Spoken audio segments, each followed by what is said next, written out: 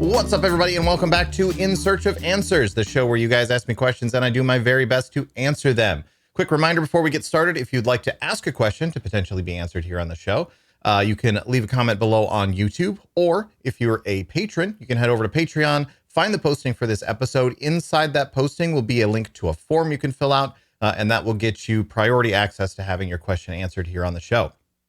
Cool. All right, let's get started. First question for today is sort of a follow-up to a question that I answered last week. This comes from Apollo Eos Foros, I hope I'm saying that right, on YouTube, who said, do you think it would be possible to design a game around being difficult to meta? For example, a single-player RPG which has a talent tree system, but all the talents are randomly generated and aren't even visible until you unlock them.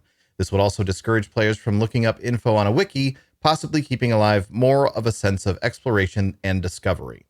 So there's a few things that I want to get into here in answering this question. The first thing I want to say is there's no such thing as no meta. That's not a thing. Literally all that meta means is what are players gravitating towards? What are people generally finding to be the most efficient way to do things? And sometimes that meta shifts around over time because as player, like especially in competitive games, it can be possible for, as players figure out this thing is efficient, other players figure out a way to counter that thing. And so then this thing becomes less efficient, but something else shows up over here. That's usually what's considered a healthy meta, is where things shift around like that constantly. But there will always be a meta game. Full stop. There will always be this. This will always exist. And I know that's a little bit of arguing semantics right now. It's just something that I really want to make sure is understood, because I've seen so many arguments over the years of different video games and people saying, oh man, I'm so glad they're doing this thing because it's going to make it hard to meta. And then there's a meta game anyway. And later they're like, oh, I thought this game was going to be hard to meta. And it's like, well, no, there's just that you don't not have a meta game. That's not a thing. It's a question of what meta game do you want, not whether or not there's a meta game. Like that, just full stop. Just make sure that's understood. There will never not be a meta game for a video game. It literally just means what are players gravitating towards. Okay, feel like I've made my point there. But moving on to this example, the idea of like a single player RPG with a talent tree system where things are randomly generated. A lot of roguelikes actually do stuff like that. Games like Backpack Battles is one that's been really popular recently. But if you look to things like Hades or Dead Cells and so on, these are games where as you're going through them, you don't necessarily get all of the options that you want. As you're doing a run, you don't necessarily get like immediately every single time you're going through it, I'll pick this talent, then this talent, or pick this ability, then this ability, then this ability. You don't necessarily automatically get that. It's important to understand, though, that a metagame still develops around that.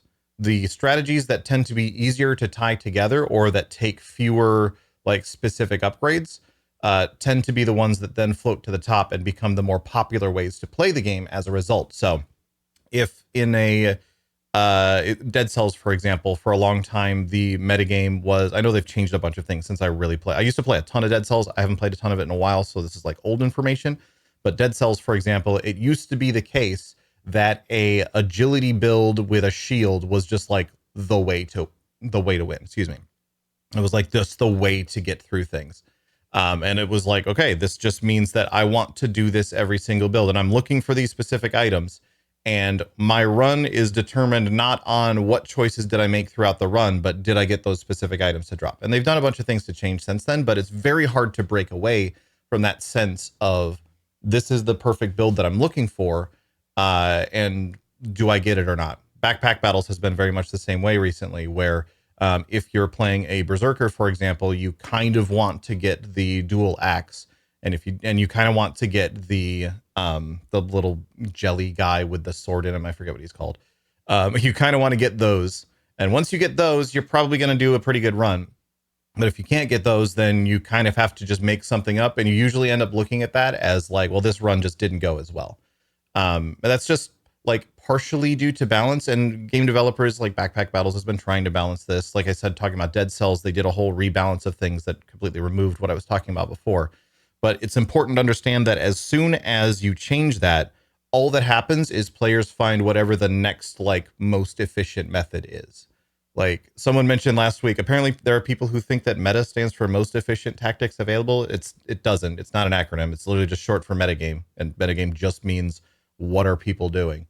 But I see where the acronym comes from, because like the meta game really is just whatever the most efficient thing that you could do is in a video game. So even in the case of something like a roguelike where you don't necessarily know what options you're going to be presented with as you're going through it, there still becomes things that like that influences the way that you approach the game, that influences the choices that you make, and thus a metagame still forms. And people who play to that metagame will tend to do better in those roguelikes. That's just kind of how video games work.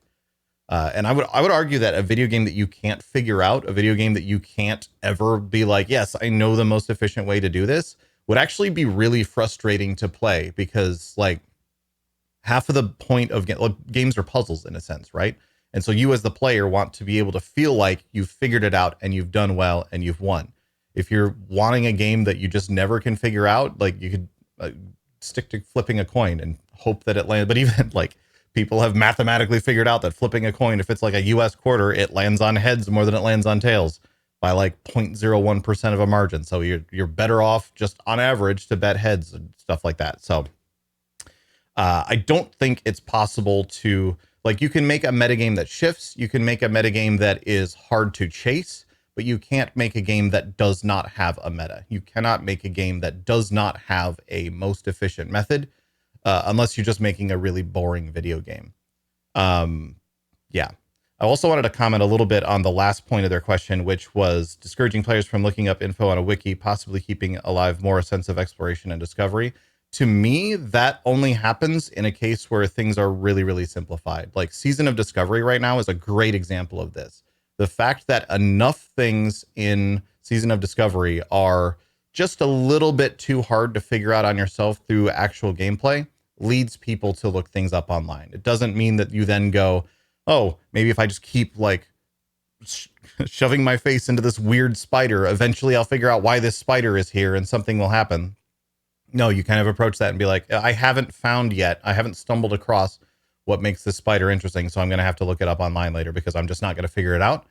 That's the sort of thing that tends to happen a lot. So unless it's almost obvious, players will still tend to look things up online. That's just how people are, especially in this day and age where you probably don't want to spend 50 to 100 hours just wandering around a world figuring out what things are yourself. You're probably just going to look the stuff up online and try to figure out what it is that way. So I hope that answers that question. It does sound like from what you're saying here, you should probably check out roguelikes. That's probably what you're looking for. Dead Cells is personally my favorite. Hades was really popular as well and is also very good. I did mention Backpack Battles. That's been a more casual roguelike that's come out more recently, but it's a really, really popular genre. And one that I really like, because even though there is still a meta, and even though there is still something that you're like chasing, and you're like, ooh, I'm going to have a really good run if I get these items, you do still end up getting forced in the direction of figuring out other things otherwise. And that just makes it kind of fun and really, really like very much that, like, let's just do one more run sort of style of gameplay. So anyway, let's move on. Next question comes from Exalina's Gamer on YouTube, who said, what do you think about the Saga storytelling? Should we expect something like WoW 2.0 after World Soul Saga ends? Or will this be the new norm that another saga will be revealed with 3 expansions revealed from further on? So there's kind of 3 questions here. Like, what are my opinions on the saga storytelling? Is there going to be a WoW 2.0 after the World Soul Saga? Or are we going to get another saga after this one ends? And I'll answer the first and the third one in kind of the same way, which is we won't know until the saga has actually been told. Like the last question in particular, will there be a new saga after this one? We're not going to know that for 6 years. Like we're not going to know that until, well, probably not 6 years, probably more like 4 or 5 years, but still, we're not going to know that until this current saga is nearing an end. And I don't think Blizzard is going to know that until this current saga is nearing an end, because this is the sort of thing where they're setting it up and they've got time to make that decision, right? Like they have so much time between now and when the Last Titan actually comes out and is completed and everything. They have so much time to figure out if they want to do another saga after this, or if they're like, yep, that was a cool experiment, but let's do a one-off next time again. They have so much time to figure that out. It would be dumb of them to have already made that decision, and I don't think they're that dumb. I think I think they're smart enough to realize that they're in that position, and they can just be like, yeah, we'll try this out and we'll figure it out later. And at the very least, like even if they had made that decision now, even if that was something that they were kind of planning for, it's absolutely the sort of thing that they could get halfway through it. They could be, you know, halfway through midnight and it's like, yeah, this isn't really working. We're going to not do this other thing instead. They would still have so much time to pivot away from it. We're not going to know that until this saga is over with. What do I think about the idea of the saga storytelling at the very least? It's interesting. I genuinely don't know at this point. I genuinely don't have a like concerted general thought about it because I kind of have several different thoughts. One is, well, certainly it's kind of cool, the idea of, yeah, we're going to have this interweaved storyline that goes through multiple expansions. They've been doing that for a while anyway. Like, Mists of Pandaria led into Warlords of Draenor. Warlords of Draenor led into Legion. Legion then led into Battle for Azeroth, kind of.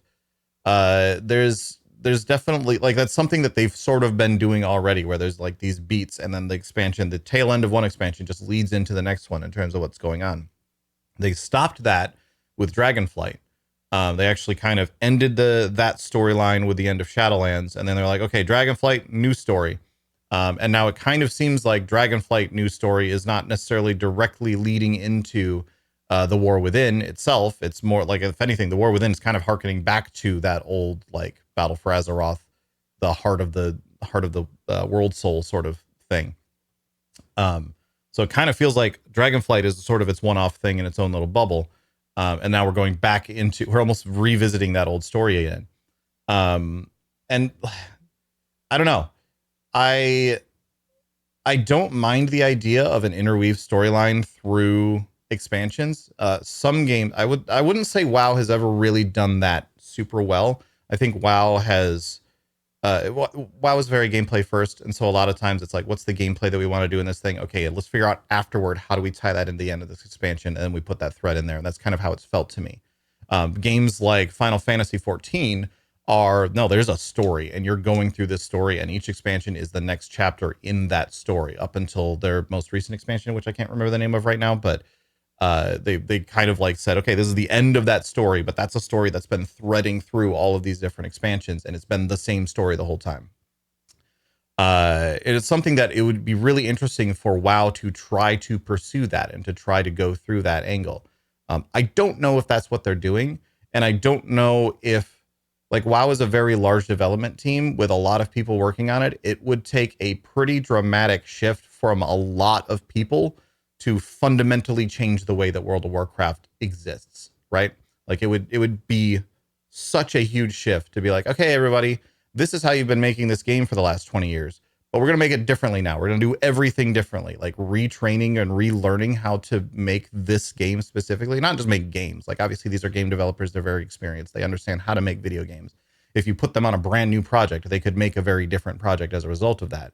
But when you've been making the same thing for 20 years, collectively as a team, at least, and then trying to make it in a different way, that's a bit of a shock. And that's a bit of that would be quite impressive if they were actually able to pull that off.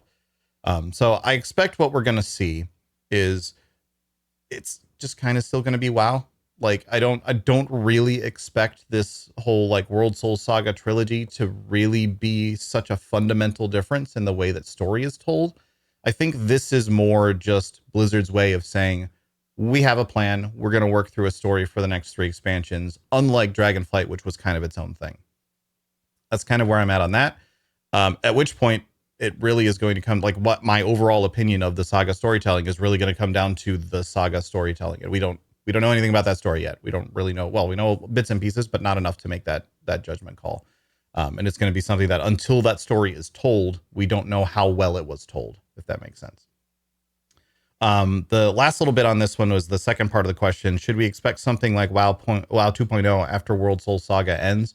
I doubt it. I really doubt that Blizzard will anytime soon want to be like, hey, so we have essentially 2 successful MMOs inside of World of Warcraft between WoW Modern and WoW Classic. We have 2 successful MMOs. Let's throw those away and make a new one. Like, that would just be a bad call. That would just be dumb of them to do that. I don't think we're going to see a full World of Warcraft reboot anytime soon. One of the questions last week was about the idea of more games that sort of play in the Warcraft universe. I think we can see stuff like that. I think that would be more likely than something that is like, hey, we're going to make a new World of Warcraft. We're going to make a new Warcraft MMO entirely. I just don't see that happening anytime soon. I hope that answered your question. Let's move on. Next question comes from Silnix on YouTube, who said, there's been a conversation about add-ons in the last couple of weeks. How do you feel about a season of WoW like SOD where you can't use add-ons, like you can't do GDKP in SOD now?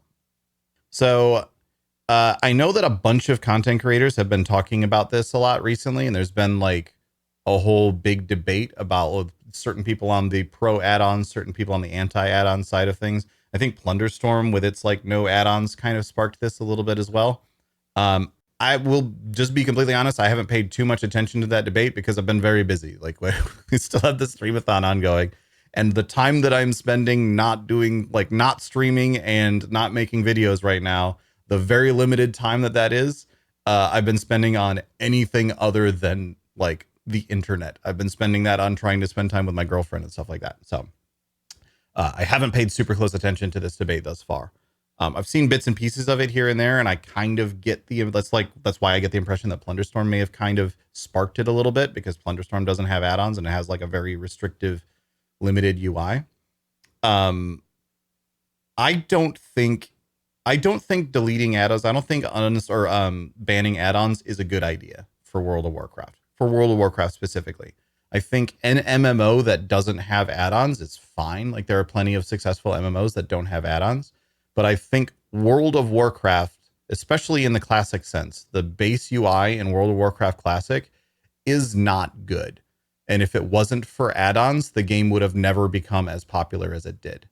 Like the base UI in Classic is clunky. It's weird. They've had to add so many things to it over the years. Not necessarily just the concept of, oh, that's kind of a cool idea that an add-on made. It would be a cool improvement to the video game. But things like I don't know if you guys remember way back in OG Classic, like you literally could not see health bars without an add-on for people that were not in your party. So if you were doing a raid, you're doing, Blackrock Spire, or you were venturing into Molten Core or whatever, if you didn't have, the add-on was called CT Raid Assist. If you didn't have CT Raid Assist and you were a healer, you literally could not see people that weren't in your raid group. Like they weren't in your specific party. You could not see their health bars. And the only way to heal them was like using, I don't even know if friendly nameplates even existed back then. Now that I think about it, I don't think anyone would do that anyway. That would be a horrible way to try to heal people. So if you were a healer and you weren't in the group with the tank, you couldn't see the tank's health, for example, unless you literally targeted them. And the way to target them was like by a macro where you /targeted them. So base game UI has had to add so many things over the years that were pretty much just demands from players that were filled by add-ons existing. It's especially the case in Classic. I think the modern game is closer to a game where you don't need add-ons. In the modern game, it's more of an accessibility problem. Like there's a lot of things that are necessary for like different types of gamers, differently abled gamers, and so on. Like maybe you're deaf, maybe your sight isn't very good, maybe you have you're missing appendages, and so on. Like there are different ways that people are able to play WoW, despite those sort of challenges that they're facing. That is only accessible because of add-ons. And I think telling those players, "Hey, sorry, you can't play our game anymore," is a bad idea. That's dumb. Don't do that. Now, there is the possibility that if Blizzard were to say, you know what, yes, we're going to try it. Here's a season with no add-ons. There is a possibility that they could then invest a ton of their own development time into fixing up the UI so that stuff was possible. Doing things like making it so it's easier to see when you have a debuff, other than just like the tiny little icon in the top right of the screen that's like actively color muted so that you don't notice it instantly when it comes up. It's like making that stuff a little bit more obvious so that it pops up somewhere more central to your screen when there's something that's going on. Or things like making it easier to track when you have certain buffs or debuffs active, other than a tiny little icon on a little nameplate, and so on. There are ways that they could improve the UI on a basic sense to be able to make it more functional, but that would take such a massive amount of work that I would really rather have them spending that time on basically anything else. Like, the add-ons already exist that make this better.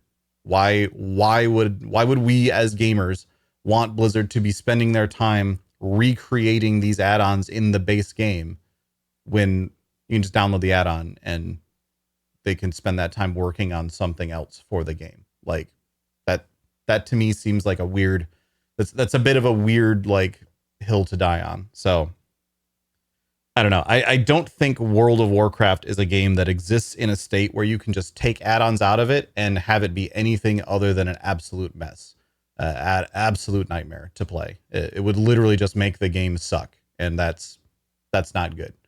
So I know there's people who, for some reason, really want the game to suck because that's what they liked about Classic, was that it sucked. I'm not one of those people. So my opinion, this would be a bad idea. I really, really, really strongly feel that a season of no add-ons for like WoW Classic, for example, would be a season of no players. Like there would be some people who play it, but not very many. Even the most classic of classic Andys probably have a couple of add-ons installed. So yeah. Anyway, let's move on. Next question comes from Dead and Cold, excuse me, on YouTube, who said, a lot of games in the last few years that have been announced or just rumored to have been in development have been either canceled or indefinitely shelved, or so deep into dev limbo, they may as well be. Of all the games you know of or heard of this happening to, which is the one you are most disappointed to see disappear? So there's a lot of different ways that I could answer this question. Obviously, there's a lot of like very high profile games that got canceled over the years, like Half-Life 3 never came about. That's a great example of a game that I would love to play, a Half-Life 3, and there hasn't been one, so that sucks. And it's been one that was like supposedly being worked on in several different capacities at some point, and then eventually they came out with Half-Life Alyx, which was actually great if you had a VR setup and were able to play it. But I don't know, interesting. Games like Metroid Prime 4 is one. Like I'm a huge Metroid fan. And I would really love to play Prime 4. And it was like originally announced in like 2017. And then in 2019, we were just talking about this on stream the other day.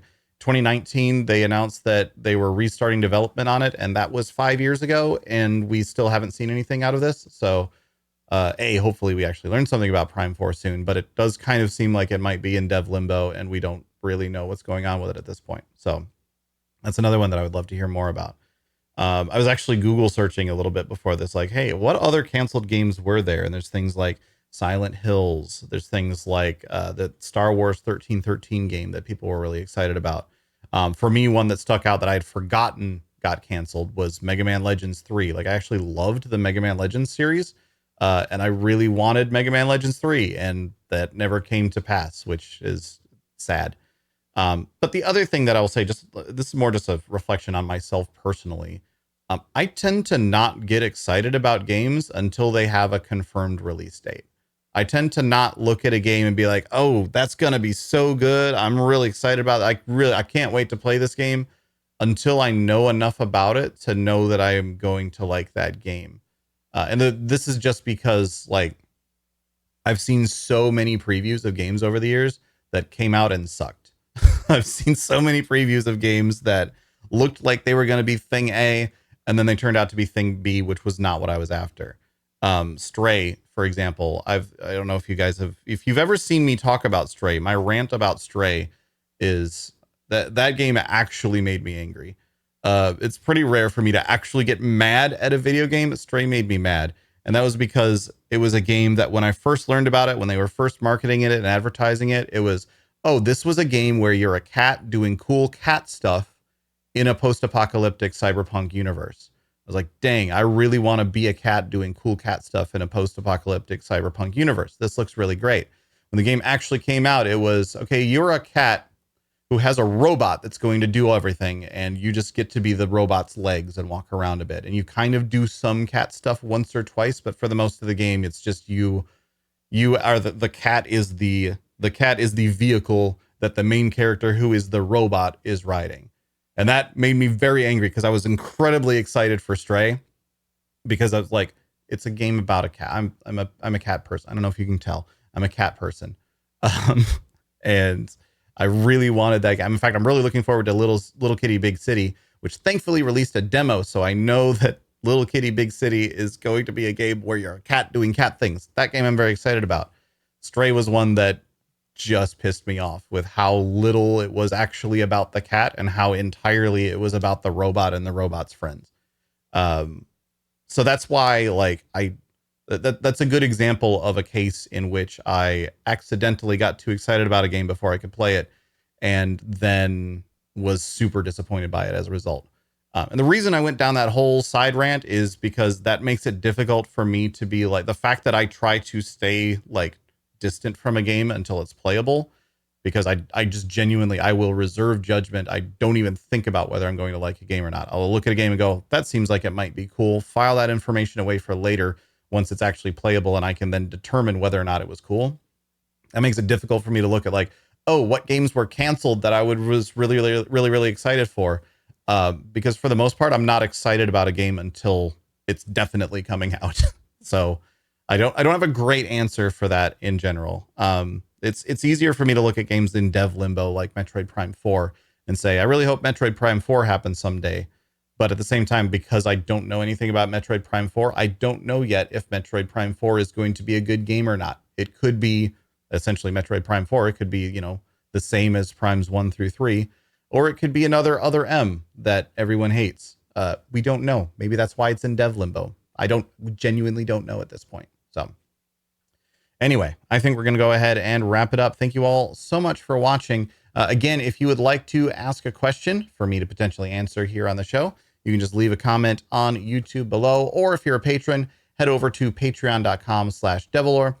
You can find the posting for this episode over there. There will be a link to a form inside of that posting. If you're not a patron, maybe check it out. Maybe have a look. Maybe see about considering becoming a patron. I would really appreciate it, because I'm doing this full time now. So every little bit of support absolutely helps tremendously. All right, that'll do it. Thanks again, everybody. I'll see you later.